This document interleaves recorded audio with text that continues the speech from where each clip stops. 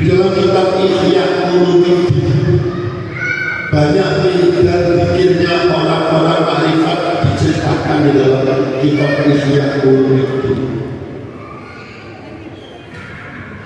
Ada orang pikir itu dengan menggunakan gaul, taiga di setel kaset sebulan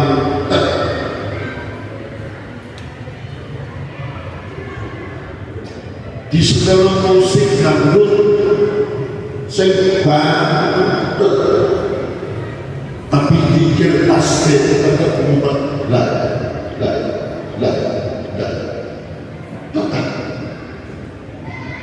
tidak goyah terhadap suara musik yang begitu keras. Nonton TV, begitu matanya melihat TV, hatinya tetap mengatakan tidak ada Tuhan selain Allah, tidak ada Tuhan selain Allah. Lisannya mengatakan la ilaha illallah. Ini tasbih di mata Allah. Matanya melihat itu. Bahkan dalam kitab Ihya Ulumuddin dicoba ada perempuan yang cantik dipanggil, wahai perempuan yang cantik, sini kamu, tapi harus jajan ya, nggak boleh jajan, nggak boleh mencoba kamu. Setelah perempuan cantik ini datang, tolong kamu lepaskan semua pakaianmu, baik pakaian yang ada di luar maupun yang ada di dalam, semuanya. Jangan ada satu benang pun yang menempel di dalam tubuh. Alias perempuan cantik disuruh telanjang bulan. Begitu perempuan telanjang bulan di depan mata, yang kelihatan bukan perempuan yang telanjang itu, tapi yang terlihat adalah Allah. Kita nggak bisa seperti itu. Begitu perempuan telanjang, hati itu semakin keras mengucapkan la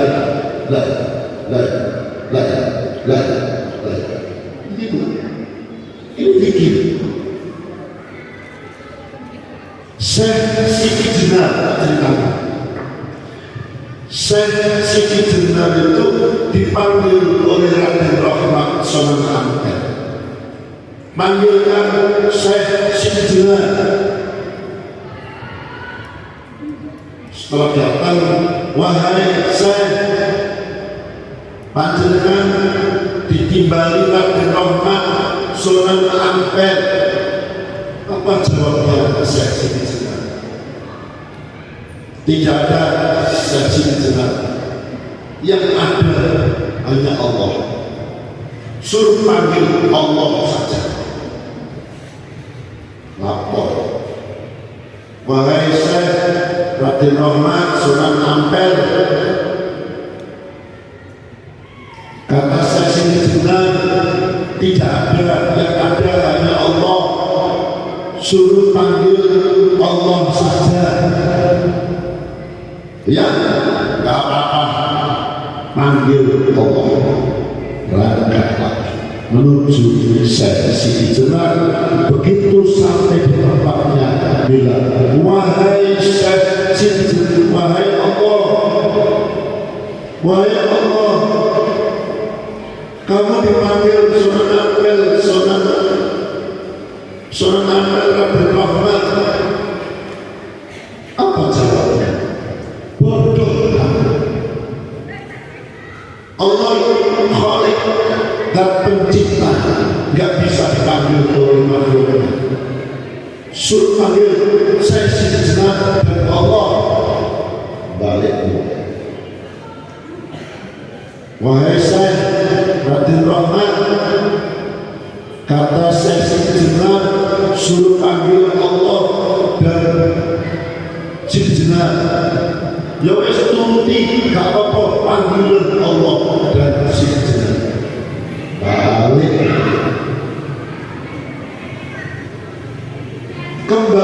lagi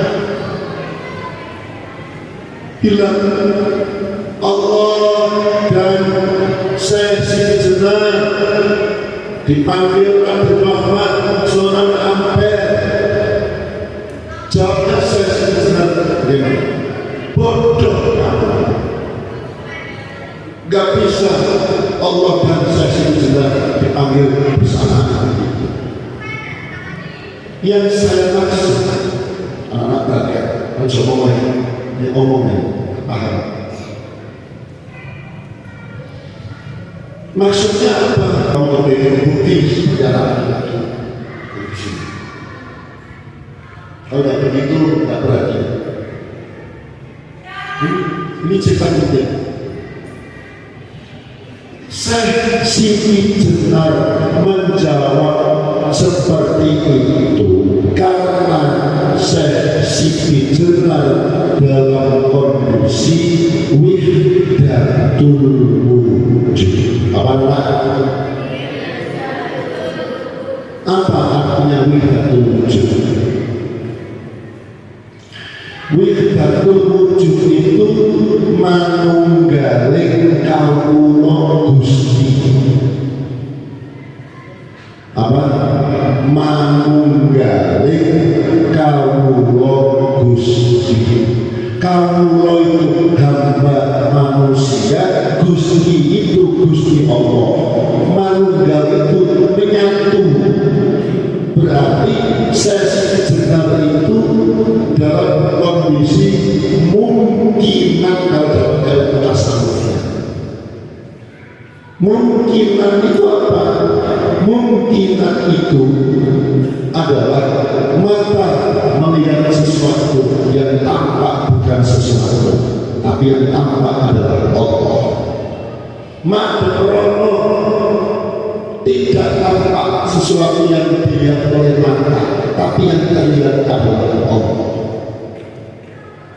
Di sana juga begitu sama, melihat itu yang tampak bukan yang dilihat oleh mata, tapi yang tampak adalah Allah. Allah, Allah, Allah. Tidak berarti Allah jumlahnya telu, yang Allah, berarti Allah telu. Tidak.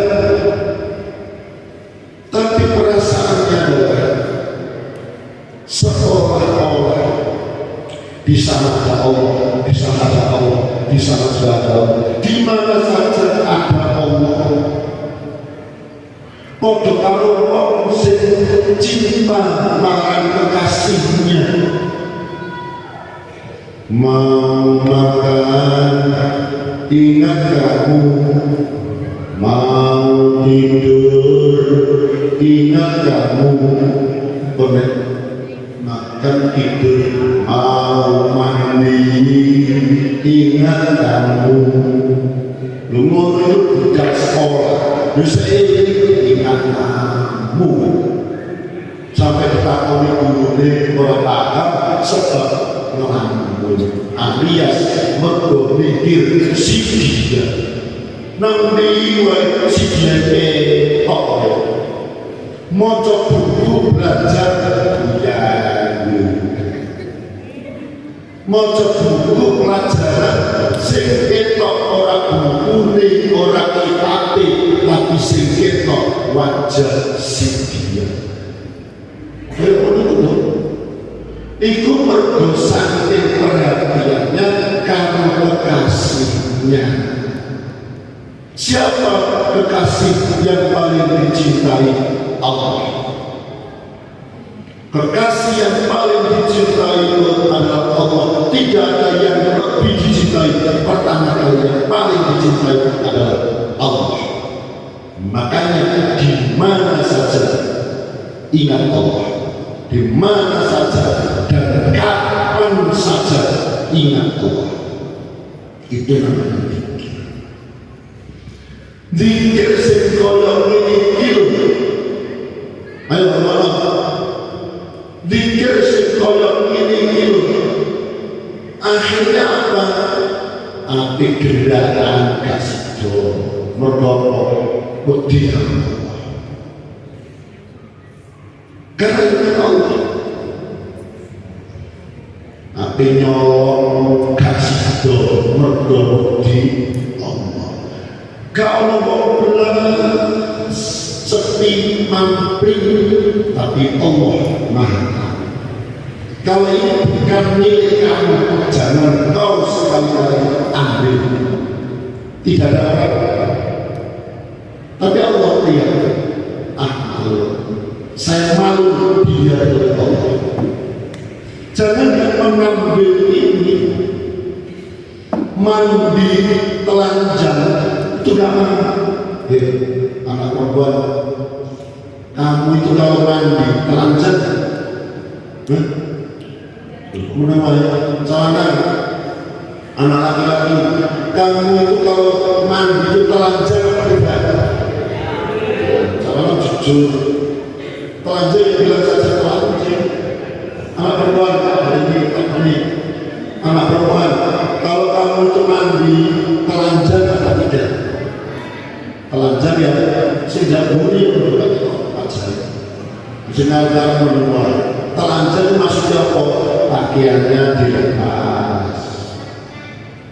Terus yang namanya pakaian dalam, yang pakaian dalam atas dilepas. Biasanya sing terakhir itu pakaian dalam yang ada di bawah itu terakhir sambil ini telanjang. Apa yang terjadi ketika mandi telanjang bulat? Nabi Ayub mandi di dalam kamar. Betul, ini ceritanya. Mandi di dalam kamar dan tidak ada siapapun yang melihat, kamarnya tertutup terkunci rapat.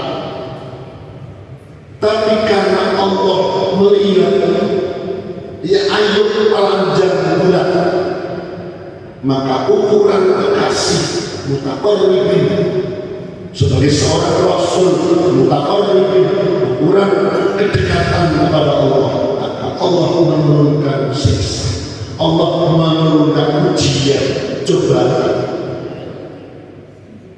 Hanya karena mandi telanjang, tidak mengambil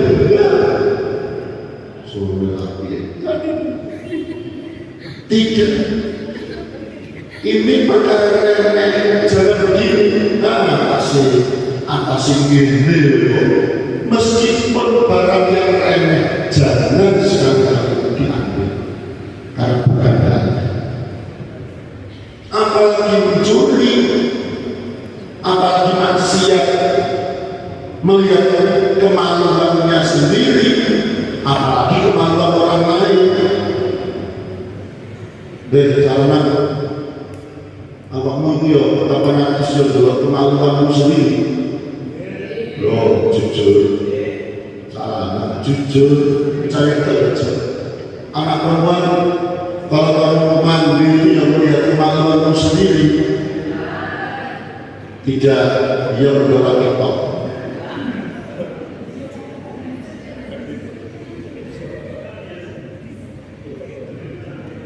Jadi Ayub diuji oleh Allah, seluruh hartanya tertelan, terjadi gempa bumi, semua harta Ayub ludes hilang. Sekalian dengan anaknya 7 hilang. Semua anak dan semua anak 7 hilang semua dimakan bumi. Tinggal 4 orang istri dan anak. Karena hartanya habis, Ayub ditekani istri sing nomor 2, sing nomor 3, dan istri yang nomor 4. Dan Ayub, saya minta dipegang.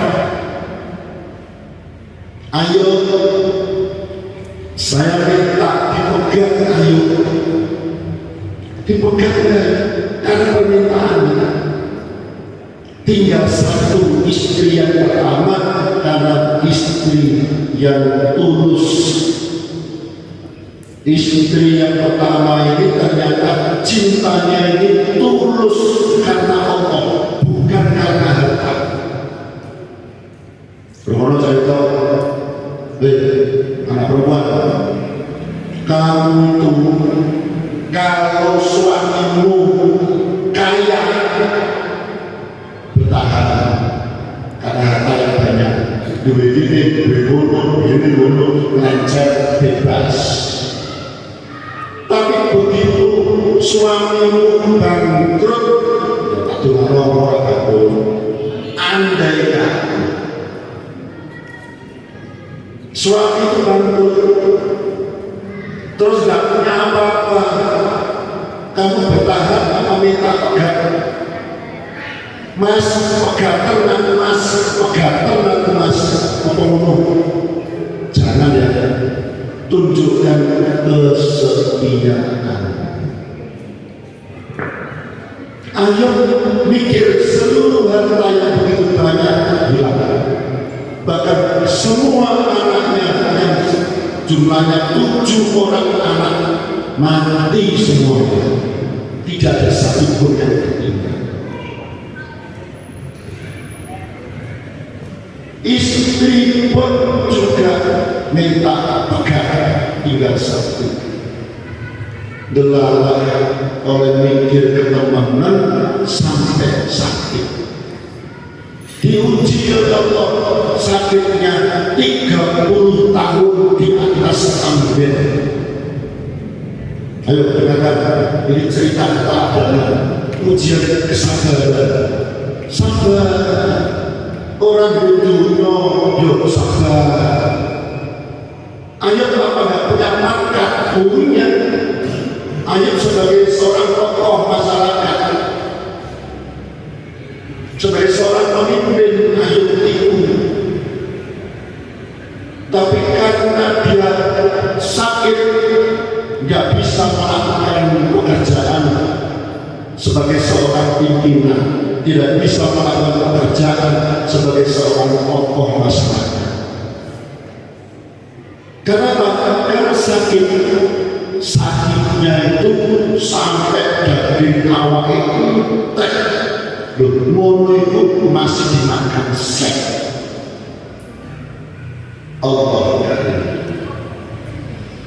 daging tek 3 bulan, terus sek itu merambat,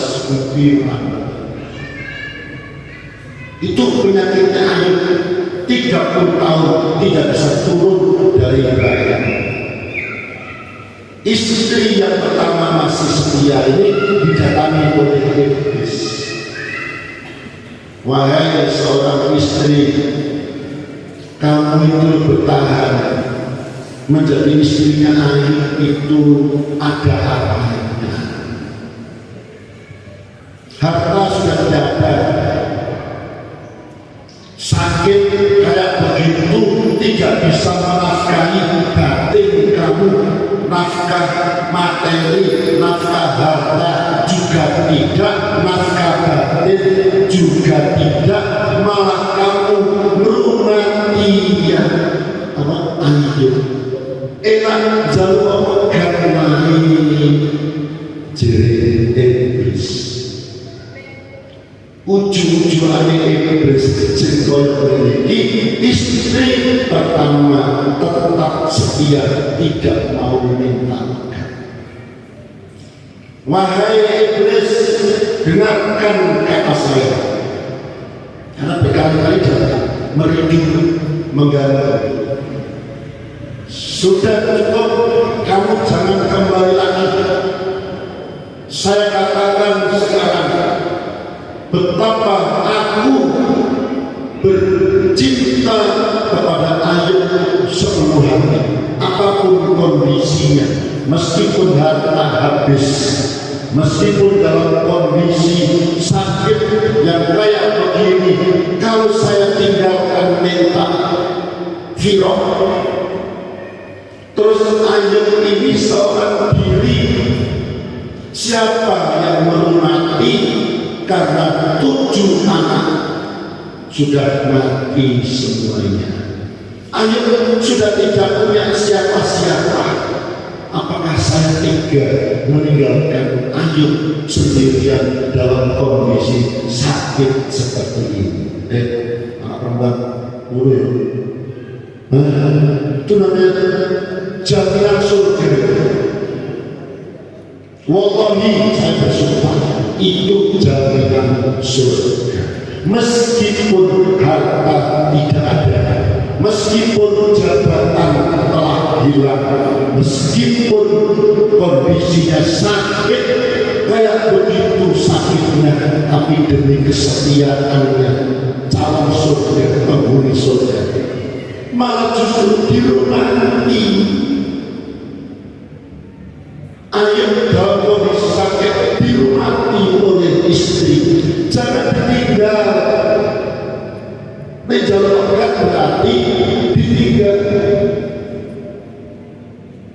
Maka nurani kemanusiaannya yang muncul, nurani kemanusiaan punya kasih sayang, saknur kasih.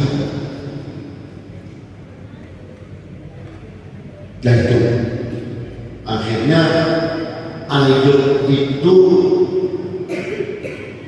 sakitnya sampai meninggal. Makanya Ayub dibilang Rasul yang sabar.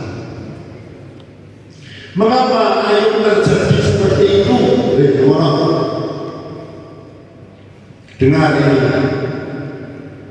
Mengapa Ayub bisa terjadi?